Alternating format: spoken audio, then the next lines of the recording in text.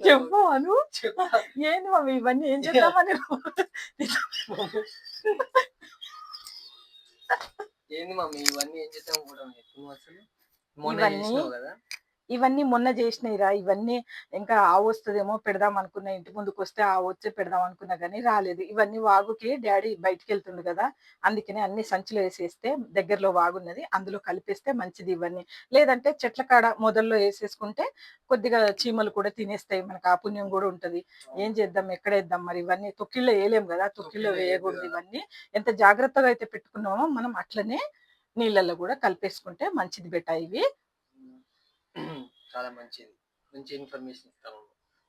పోనీలే చాలా మంది అడుగుతున్నారు మమ్మీ కామెంట్స్ లలో అడుగుతున్నారు పూలని ఏం చేస్తారు, మళ్ళీ పిండి దీపాలని ఏం చేస్తారు అని ఈ అడుగుతున్నారు. బియ్యాన్ని కూడా ఈ ఏం బియ్యాన్ని చేస్తారు ఏం చేస్తారు చెప్పు.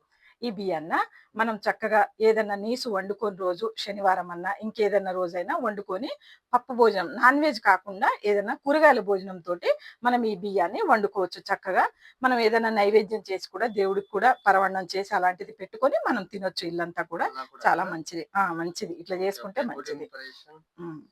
Thank you.